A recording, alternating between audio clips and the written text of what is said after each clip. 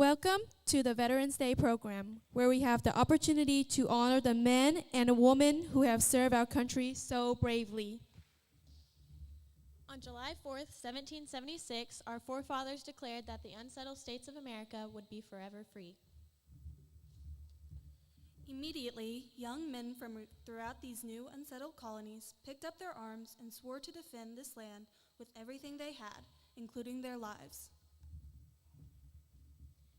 It wasn't until many years later that an official Veterans Day was proclaimed to honor the men and women who have so ably served in our defense.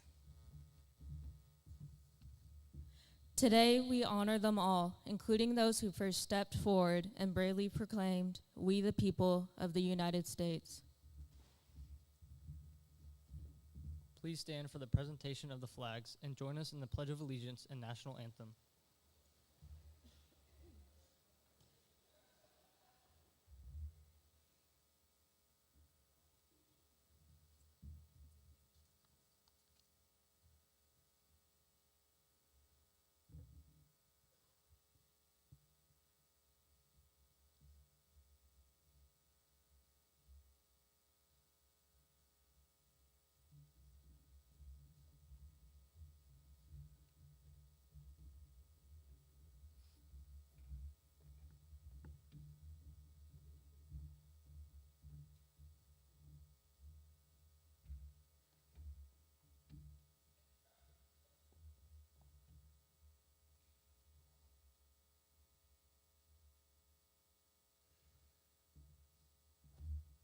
Please remain standing.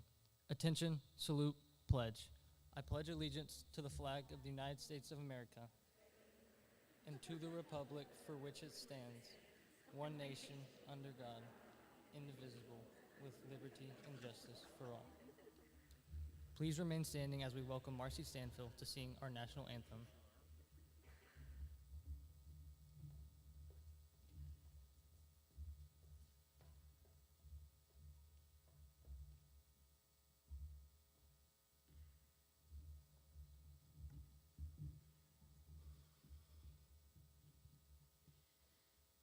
Oh, say, can you see by the dawn's early light what so proudly we hailed at the twilight's last gleaming, whose broad stripes and bright stars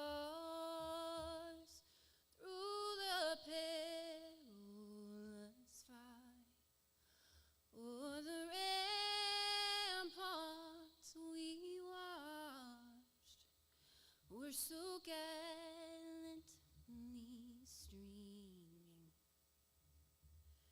and the rockets' red glare, the bombs bursting in air, gave proof through the night that our flag was still there.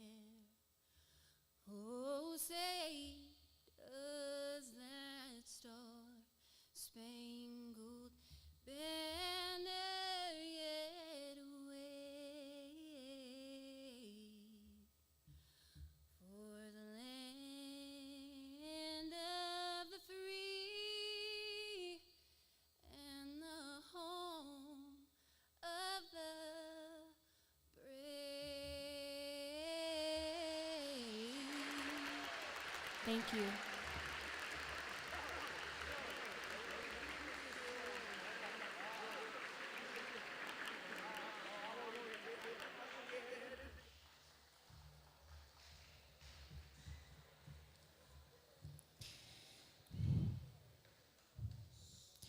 We will now have the virtual presentation of the military flags and military fight songs. We ask that all veterans and active duty military members here with us today stand when their flag and song are presented.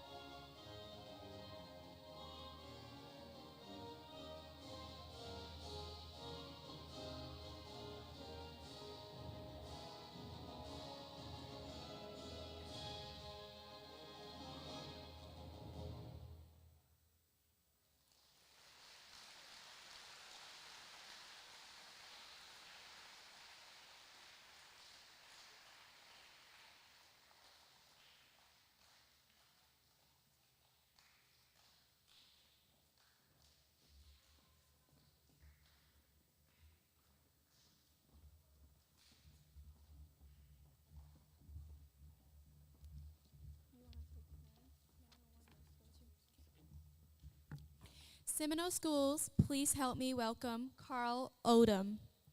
He was drafted in the United States Marine Corps branch in 1970. He served our country very proudly for 10 years. His best memory of serving is going to 49 different countries, his favorite being Japan and England.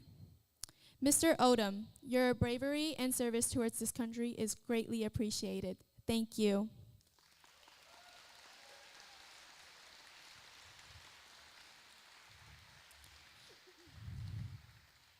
Please help me welcome Lindy White.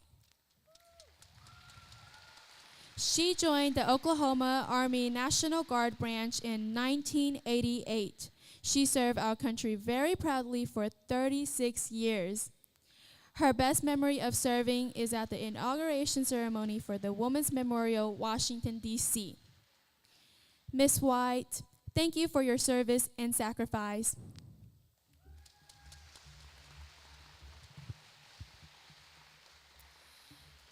Please welcome Sergeant First Class Stanfill. He joined the Army National Guard branch in 2002. He served our country very proudly for 21 years.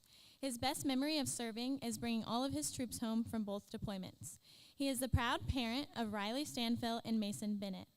Mr. Shane Stanfill and family, your bravery and service towards this country is greatly appreciated.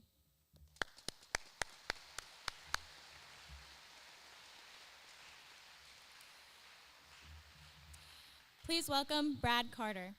He joined the Army branch in 1988. He served our country very proudly for 36 years. His best memory of serving is going to basic training with his two best friends 6 days after their high school graduation. He is the proud parent of Nate, Maya, and Abby Carter.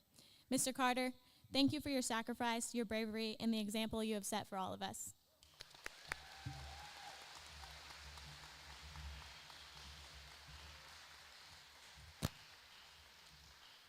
Please help me welcome Matt Garner.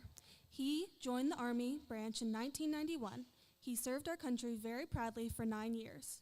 His best memory of serving is the honor of the ability to serve his country in combat to defend our freedoms. He is a proud parent of Jackson Garner, high school student. Mr. Garner, thank you for your service, your bravery, and the example you set for all of us.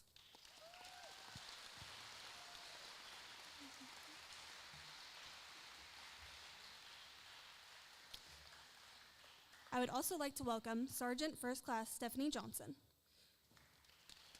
She joined the Oklahoma Army National Branch in 1999. She served our country very proudly for 25 years. Her best memory of serving is forming relationships with fellow soldiers. Mrs. Johnson, we appreciate your service to our community and our country.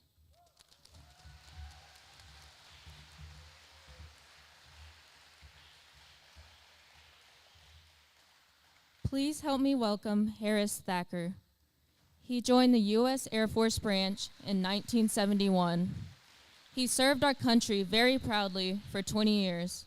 His best memory of serving is being in charge of over $1 million of equipment. Mr. Thacker, thank you for your sacrifice, your bravery, and the example you set for all of us.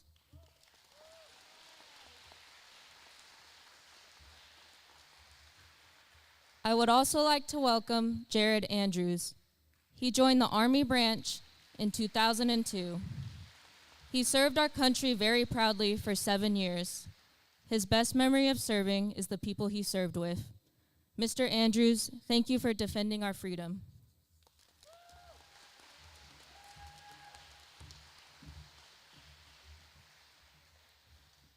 Please help me welcome Mr. Garrett Napier.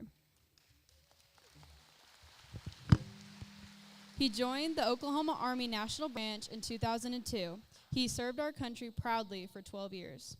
His best memory of serving is the deployment to Afghanistan. He's the proud parent of Aiden Napier. Thank you, Mr. Napier, for your sacrifice.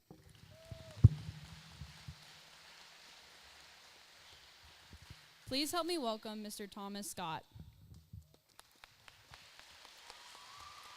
He joined the Army branch in 1994. He served our country very proudly for 10 years. His best memory is being able to experience different cultures in other countries. He is the proud parent of Izzy, Paige, Chris, Dustin, Scott.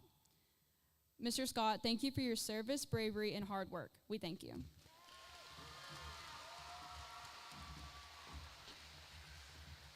Please help me welcome Mike Allison. He joined the Army National Guard branch in 1979. He served our country very proudly for 20 years. His best memory of serving is the food. He is the proud grandparent of River and Skylar Allison. Mr. Allison, thank you for bravely doing what you were called to do so we can safely do what we're free to do.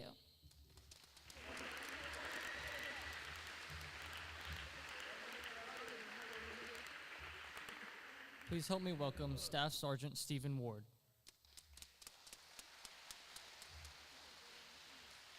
He joined the Army National Guard branch in 2015.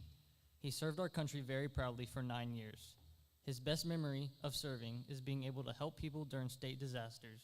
Mr. Ward, thank you for your service and dedication to our country.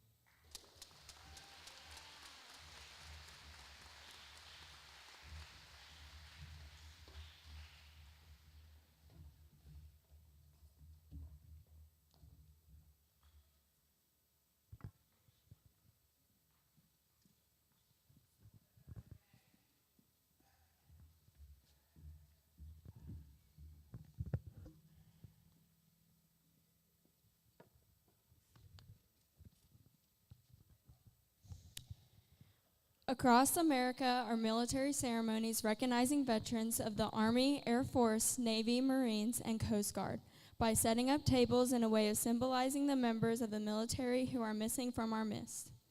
They are commonly called POWs or MIAs. Some call them brothers. Here you see our fallen soldiers' table. The table is a small single place setting symbolizing the vulnerability of a lone prisoner against his captors. The tablecloth is white, symbolizing the purity of their intentions to respond to their nation's call to arms. A slice of lemon on the plate is to remind us of the bitter fate of those captured and missing in a forged land. The grains of salt is to remind us of the tears endured by those missing and their families to still seek answers. The black napkin reminds us of the sorrow of captivity.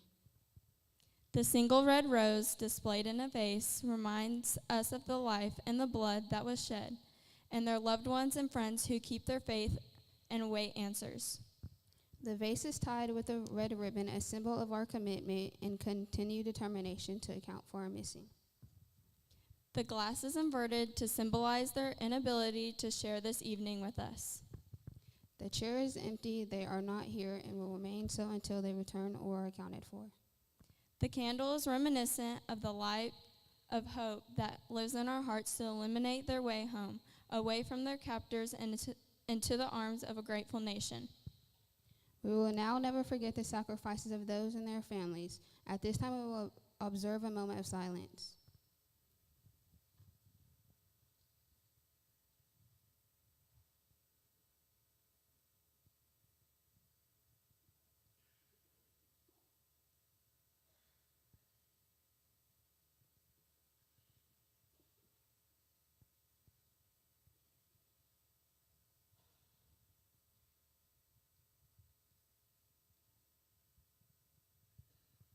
And now, a short presentation of SHS alumni and SHS family veterans.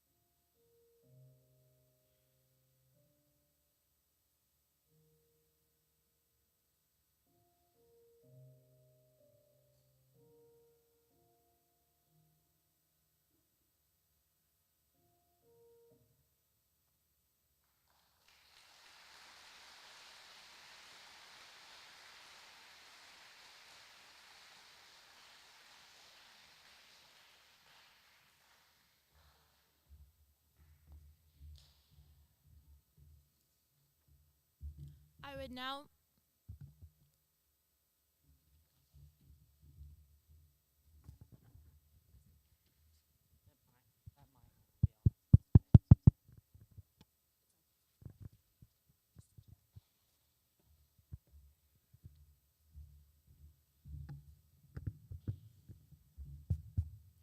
I would now like to introduce Brigadier General Brad Carter.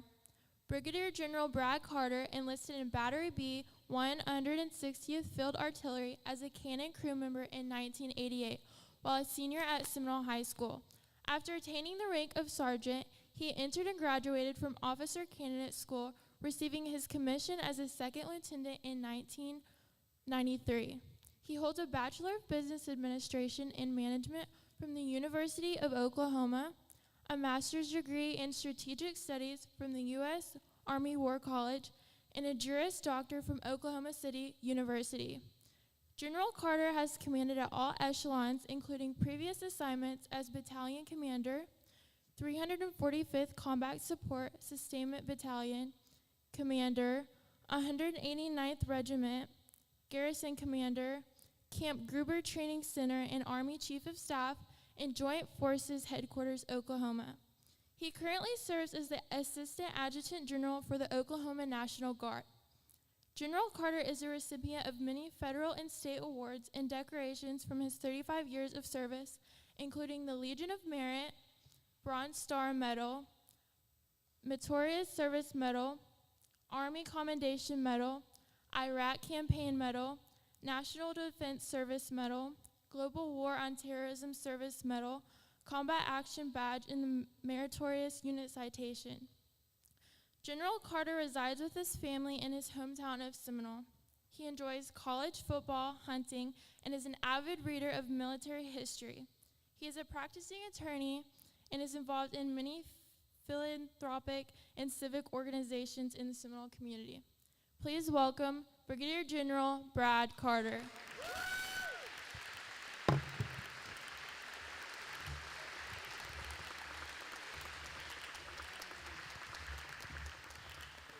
Thank you, Chloe. So again, it's an honor for me to be here today on Veterans Day at Seminole High School, my alma mater. I want to thank, first of all, the administration at Seminole Public Schools for making this a great event. It's become a time-honored legacy, I think, of our schools to do this every year. It just gets better and better. And, you know, we have the little technical glitches, here and there, but it doesn't detract from what this is all about. And I tell you, it's something special every year for us to come back, and it motivates us to go out and even get our other fellow veterans to come and attend because it's such a great event. It's especially special to me because I've got some people with me that I asked to be here today. You've heard from me before, many of you, but I've always appreciated that Veterans Day, we can read about it, we can look in the books, and we can talk about Armistice Day and how Veterans Day came about, but for you and me, I think the best way to learn about Veterans Day is to hear from a veteran, talk about a veteran, tell a story about a veteran, and that's what I'm going to do just briefly for a second, and then you're going to get to hear from Colonel White. But these three individuals in front of me, or sitting here next to me, Colonel White, Stephanie Johnson, Sergeant Johnson, and Sergeant Ward, they're all part of our formations in the Oklahoma Army National Guard. They're all very successful. I'm proud to say that you'll hear, Lindy and I graduated together 36 years ago. She reminded me of that. Kind of have to gulp.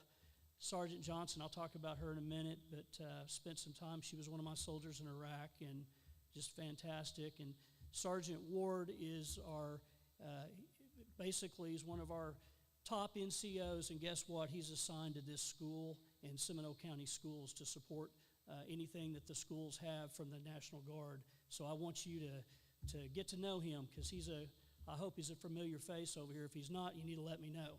So anyway, thank you guys for coming, and all my friends from the American Legion, Carl and Jared. You know, people see you every day going through the halls. Probably don't realize that you drove a tank for 7 years, you know. So, Coach Stanfield, just so many people that are here. I looked at Doug Miller here, just a former Marine. He usually attends. I don't know if he's here today, but, you know, just some people that I know in the community. You'd never know that your neighbor, your friend's dad, your friend's mother may be a veteran. And you just don't know those things sometimes.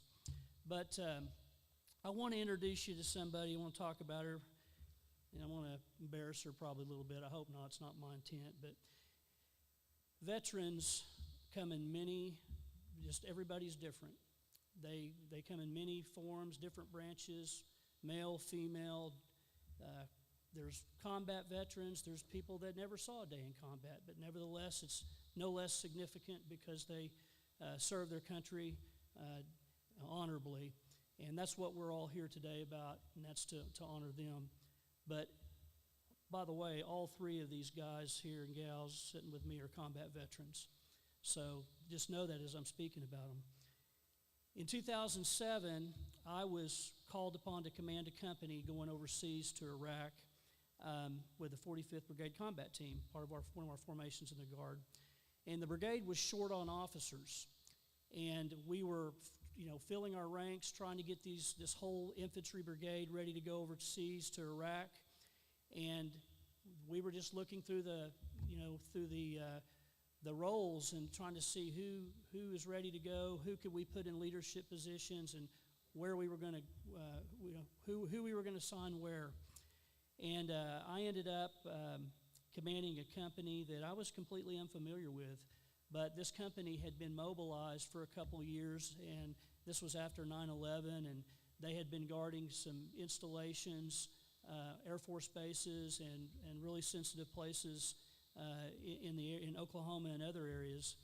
And they had been on active duty for 2 years. So I knew, the units were, the people there that had served for 2 years, I felt comfortable that they were ready to go overseas. But nonetheless, I still had some anxiety because I didn't know anybody. Here I am going into this unit. And I knew that the success of this unit was going to depend primarily on the non-commissioned officers, the sergeants, because it was up to them to lead their sections and their squads and their platoons. And it was there that I encountered a young sergeant from Seminole, Oklahoma. Grew up Wewoka in Seminole, and that's Sergeant First Class Johnson. And she was just a new sergeant back then. And she was very friendly, but not outspoken. She was quiet, not too shy, but quiet. During our training, I noticed that, she always silently asserted herself, but not with her words, but with her actions. And that's what to me, that's her greatest attribute today. The soldiers gravitated toward her. And I just observed how mature this young sergeant was, but whether she knew it or not, she became a mentor to a lot of people, a lot of soldiers, older soldiers too, older than her. She was so competent and quiet, did her job. Never to this day, I've never heard her complain one bit about anything, and she definitely had an opportunity and a reason to do it on many times. Never did. And when we went to Iraq, we ended up in Baghdad. And at the time, the violence was very high in the country. We were part of 100,000 soldiers that President Bush had sent over to help with the violence, to get it down and see what we could do to pacify the country. And I'll be honest with you, Baghdad was a very, very, very dangerous place. And, there were IEDs. Lots of soldiers were being killed, U.S. soldiers and coalition soldiers, and it just was not a good place. And Sergeant Johnson ends up being assigned to provide security for a group of doctors and nurses and medical staffs that were tending to our wounded, and both friendly and enemy wounded. There was a lot of captured bad guys, and I'm going to just call them what they were. They were terrorists. and they were very, very dangerous people. So, I mean, we're talking Al-Qaeda, extremists, jihadists. There was a bounty at that time on any U.S. soldier that could be killed, captured, or wounded. If you did that, then your family would receive money, and that was what the terrorist organizations were doing. And let me tell you, if there was anybody that was more in danger that I know of, it would have been Sergeant Johnson. She worked daily within arm's reach of these captured people. And I just knew that as I watched her, I could rely on her for anything. She was, I mean, you assign her a task, she's going to do it. She gets embarrassed. I've told this to her before many times. I'd stack her up against any male soldier I had in the company. And I often assigned her duties because I knew it would be done. And she performed those without question. And she was so important to us, but more than that, she was an inspiration to us, and especially to me. But I was overjoyed when I learned when we got back that she had decided to make the military and continue on with a career in the Oklahoma National Guard. She's gone from a sergeant to sergeant first class now. She's going to be a first sergeant one of these days, but right now she's the senior ranking full-time non-commissioned officer in Company A, 777 Aviation Support Battalion. She oversees all the training and readiness for soldiers. And it's a position of extreme importance. And by the way, you know, she's got 2 combat tours. Since we were in Iraq, she's got 2 combat tours. And she picks up 4 years of college along the way. I don't know how she did that. But I'll tell you, I'm very proud of her, and you're going to hear more about her. But let's give her a hand, would you?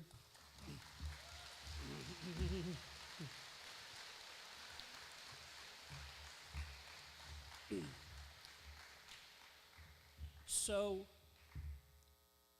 the next person I'd like to talk about, and I try not to spoil her story here because she's going to tell you about it a little bit, but Lindy White, Colonel White, and I attended high school together. I see Darren Frederick up here, Darren, Chloe's dad. We all went to school together. And Lindy, I promise I'll try not to spoil too much. I've got pictures with Lindy and I in kindergarten together, okay? It's true. She had this horrible bowl haircut, about as bad as mine was. And anyway, you know, Lindy was adopted. Her father's a U.S. soldier in Korea, and you'll hear more about that. But growing up, there was nobody in the high school, nobody in the school that was more friendly than Lindy. We all looked out for, it didn't matter who you were, everybody looked out for Lindy. She didn't need anybody to look out for her because she was just so nice. I mean, it'd be a cardinal sin to say anything bad about Lindy or to her. But fantastic student, respected by everyone. The day of our graduation on the football field at Seminole High School, Lindy received, she was basically received her U.S. citizenship, took the oath. And I got to tell you something, this is crazy for me to say. I never knew Lindy wasn't a citizen. I never knew that. I knew she's adopted, but I grew up with her. I'd been around her for 15 years or whatever, never knew. But it was one of the proudest moments, not just for her, but it was for all of us. And today, sitting here, it's just amazing that Lindy has not only got tours under her belt to Iraq and Afghanistan, she's graduated the U.S. Army War College. She's commissioned a full colonel. She's held positions of great responsibility in our organization. May have the most important one of the bunch right now, being our Joint Resiliency Director, which, among other things, oversees all of our behavioral health and wellness in our formations, and has supervision over Army and Air Guard. Just a wonderful person. Funny story, I feel bad about it to this day. Lindy, I hope I don't spoil this, but after high school, we were trying to talk Lindy, get in the National Guard, man, go to school. We all need the money. We can go to school for free. And I don't know, we talked her into it, and I was ringleading that deal, and we finally get her to do it. And she goes, Brad, I don't really want to go to war. Oh man, Lindy, don't worry about it. We're going to put you in the Wewoka unit. That's a supply unit. You know, it's a supply and services company. You're not going to be in the infantry. You're not going to be in artillery. Don't worry about it. Man, it had to be World War III before they called you up. Folks, the first unit called up in Desert Storm was Wewoka, Oklahoma. And Lindy White was in that unit. I felt horrible. I should have, that's right. But let me tell you this. It was a God thing. Because her unit gets to Saudi Arabia, is assigned to the 101st Airborne, and whatever happened, that experience, she's sitting here today as a colonel, a full-time active duty colonel in the United States Army, assigned to the Oklahoma National Guard. And she is one good Seminole chieftain, I'm here to tell you. So give it up for her, would you? Lindy?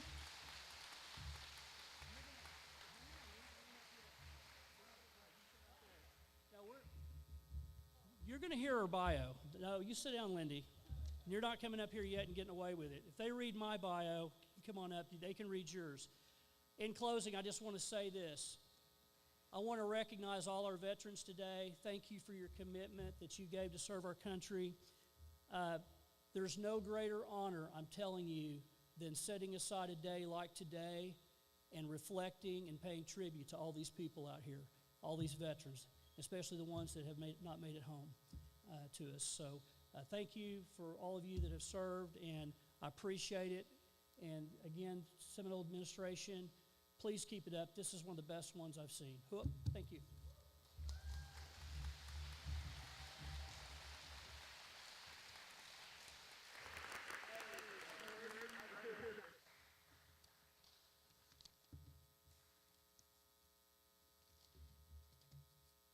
Thank you, Colonel Brad Carter.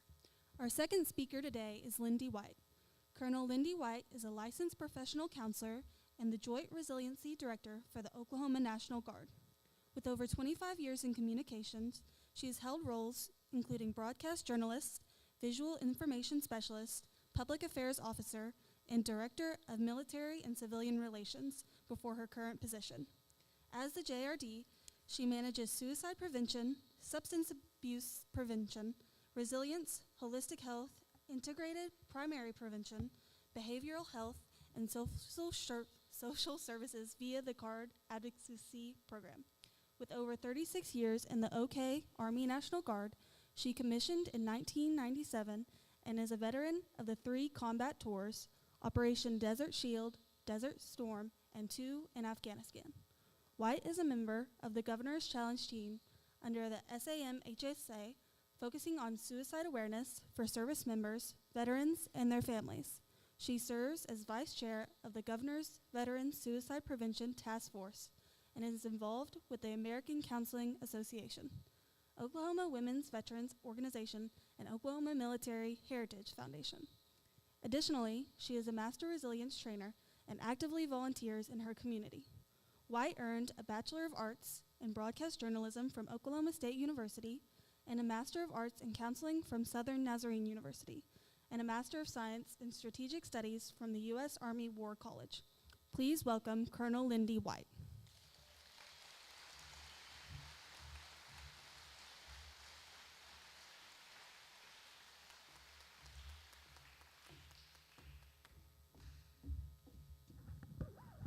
Okay, I'm going to go off a little off the cuff because after seeing how you guys have started this ceremony and after what General Carter had to say, I want to tell a little bit about my story. So, as he said, I'm adopted. I came to the United States when I was about 6 years old. And if you can imagine, so I don't know that I feel old or look that old, but when I was a child in Korea, we didn't have running water. We didn't even have a bathroom or toilet that flushed. I actually used an outhouse. So I came from that environment to come to the United States. And when I found out that I was being adopted and getting to come to the United States, I was so excited. And my parents used to tell stories about how I would spend hours in the bathroom just flushing the toilet. So I share that story because I came from humble beginnings, and then I was given an opportunity. Tragedy struck my senior year in high school because I lost both my parents to cancer. And I really didn't know what I was going to do. But during that senior year, what was so critical to me was the friendships that I had in the community and this school and the teachers. And I see one of them back there, Coach Tinsley, and so many others who were there for me as a student, making sure that I was staying on track to graduate. All that to say is I was able to finally get my citizenship right before graduation so that I could graduate as a U.S. citizen, which was such a huge deal to me because I didn't find out that I wasn't a U.S. citizen either until taking history class, in Mr. Hastings' history class. That's when I found out I didn't have all the documentation. And so I went home to tell my parents, hey, this is what I learned in school today. And so, thus my journey to becoming a U.S. citizen. My joining the Guard was a pivotal thing for me because I remember as a child how much I looked up to those in uniform in Korea. And believe it or not, I used to beg for candy or beg for money to anyone in uniform because I knew that they're really nice people. And fast forward to Desert Shield, Desert Storm, and I was swarmed by a bunch of kids in Saudi Arabia asking for money or candy. And I just thought at that moment, this is my career. This is what I'm going to do. And so that's what I've done is stuck it out. I tell a lot of the stories about my upbringing, but then too, a lot of the firsts that I've gotten to do in the military. So our unit was the first to be deployed to Desert Shield, Desert Storm. And then in my full-time job, I have gotten to take our public affairs from an analog stage to the digital stage. I've also brought in website and social media. So I've gotten to do all of these wonderful things, but I could not have done that without having had the experience within the Guard. So this isn't just a recruiting pitch to say, hey, you should all join, although the recruiter's probably sitting there saying, yes, please do that. What I want to say is there's opportunities. Our country affords you opportunities greater than any other country in the world. Don't take that for granted. You have running water, you have toilets to use, you have so much offered to you, and it's so easy to take for granted. So on this Veterans Day, I know that oftentimes you hear about the history of it, and I know that you guys probably already know that. But what I would ask you to do is say, how can I honor veterans that have served before? And the way to do that is to be the citizen that we need you to be. We have a lot of things going on in this entire world that could absolutely, change the trajectory of where we are today. But here's the thing. The one thing I know is the steadfast, strong, bold courageousness of not only the veterans, but the families and the people that support them. We come from a community here in Seminole that has had general officers, senior ranking NCOs, non-commissioned officers. We've had senators. We've had multitude of people who have risen above and beyond and served our country. And I would just say, how can you do the same? Whether it's in uniform or out of uniform, I would just say, please take the time to think about how you can make a difference. I will say, I am over suicide prevention in the military. Oftentimes people understand that we have had a multitude of those in our formation. And I will tell you, one of the best things that we can do for one another is connect with one another. Put down your devices, spend time actually having conversations in person, and be there for each other. And be there for the veterans, making sure that you're taking time to acknowledge them. But I can say that we can't do our jobs without the support, and the fact that this school, this administration has put this on, what a wonderful event. I'm so proud to be here because one, I am a chieftain, huh? And second, because you're the future. And I will continue to wear this uniform, continue to do the best that I can, because I really want to make sure that I leave better what I found as far as serving in this uniform. Last thing I would say is this. There's a big cost of whatever uniform you put on. There's a big cost.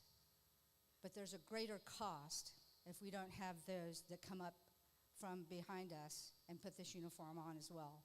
And I would just ask that you consider doing that. It does help pay for your college, but it also allows you to meet people, learn skills that are going to be valuable for the rest of your life. I just want to say thank you so much for your time and attention. I look out there, and I don't know that there's not someone in this audience that's going to be our next Adjutant General one day, and I just am glad to know that it would be someone that comes from Seminole. Huh.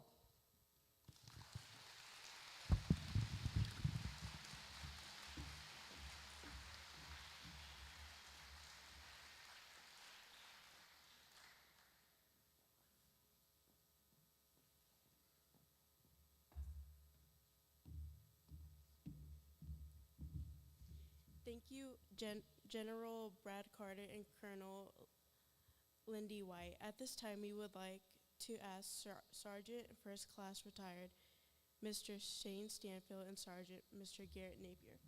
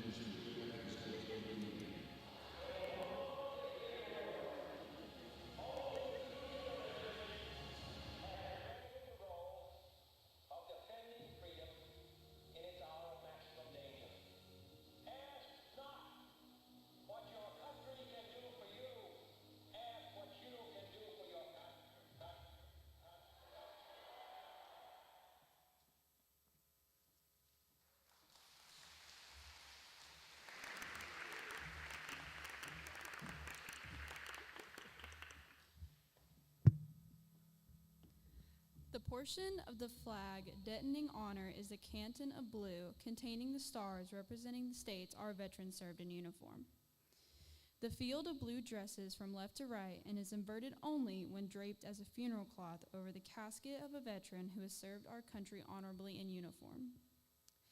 In the U.S. Armed Forces, at the ceremony of retreat, the flag is lowered, folded in a triangle, and kept under watch throughout the night as a tribute to our nation's honored dead. The next morning, it is brought out and, in a ceremony of revival, flown high as a symbol of belief and resurrection of the body.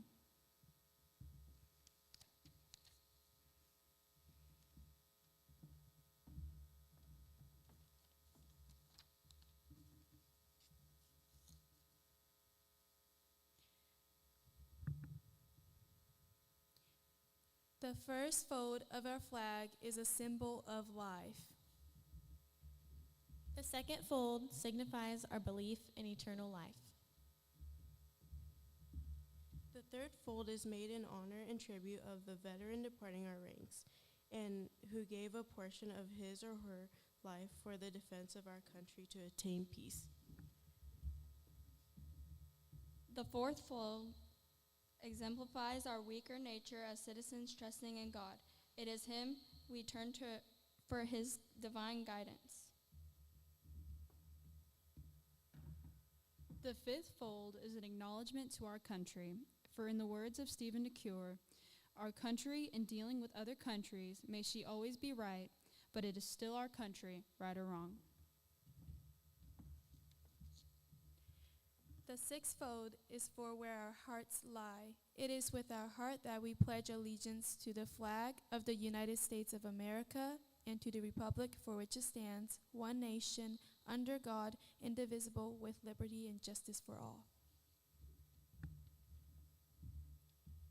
The sevenfold is a tribute to our armed forces, for it is through the armed forces that we protect our country and our flag against all enemies. The eighth fold is a tribute to the one who entered into the valley of the shadow of death, that we might see the light of day and to honor our mother for whom it flies on Mother's Day. The ninefold is an honor to womanhood, for it has been through their faith, love, loyalty, and devotion that the character of the men and women who have made this country great have been molded.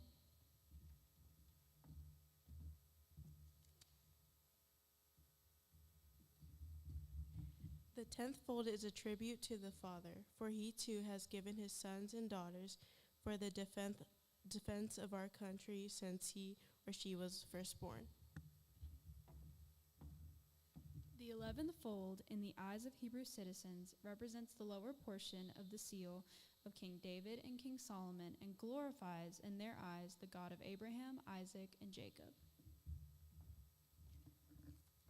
The 12th fold, in the eyes of a Christian citizen, represents an emblem of eternity and glorifies, in their eyes, God the Father, the Son, and Holy Ghost.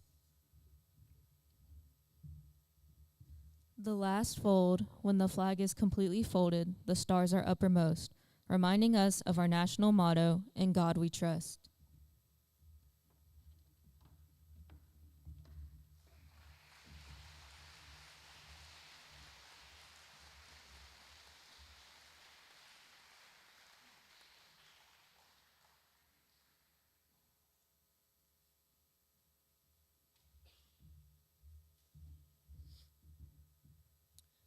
In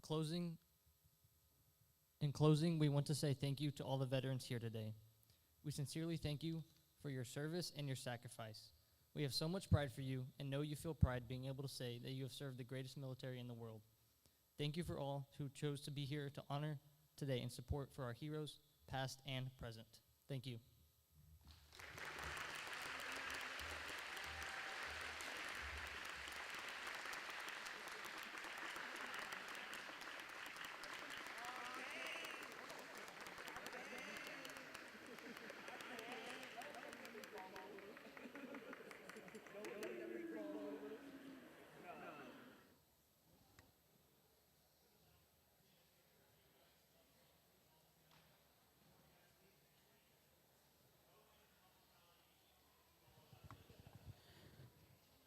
High school, please have a seat. High school, please have a seat. Middle school. Mr. Carter, what?